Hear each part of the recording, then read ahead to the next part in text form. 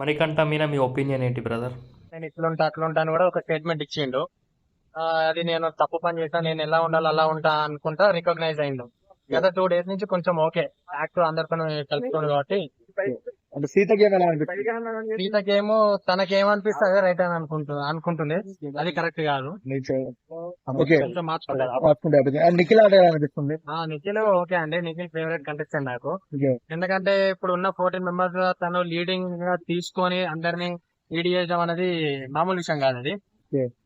అందరిని ఒక గ్రూప్ గా చేసుకొని, కానీ కొందరు అనుకున్న నెగటివ్ గా తీసుకున్నారు, కానీ అదొకటి పాజిటివ్ అయింది. కాకపోతే లాస్ట్ కి వచ్చేసరికి మనోడే ఇక చీఫ్ గా ఎంపిక కాకుండా అయిపోయింది. ఓకే. అండ్ ఓవరాల్ గా బిగ్ బాస్ 8 కప్పు కొట్టేది ఎవడు? తప్పు వచ్చేదంటే నిఖిల్ అనుకుంటున్నాడు. నిఖిల్. నిఖిల్ అన్నా అమ్మాయిలలో? శేఖర్ భాష అని ఇద్దరిట్లో ఎవరో. శేఖర్ భాషకు ఉందంటారా అంట, అంటే కప్పు కొట్టేది స్టామినా ఉందంటారా? స్టామినా లేకపోయినా కానీ కొంచెం ఫాలోయింగ్ గట్టిగా ఉంది కదా, చెప్పలేం కదా ఫస్ట్ వీక్ నే. ఇప్పుడే కొంచెం ఓపెన్ అవుతుండే మనోడు కూడా, ఫేస్ టు ఫేస్ మాట్లాడడం. ఫస్ట్ 2-3 days జావల్ గా ఉన్నాడు, కానీ ఎప్పుడైతే నామినేషన్స్ వచ్చినాయో అప్పటి నుంచి కొంచెం మాట అనేది అర్థమైంది తనకు.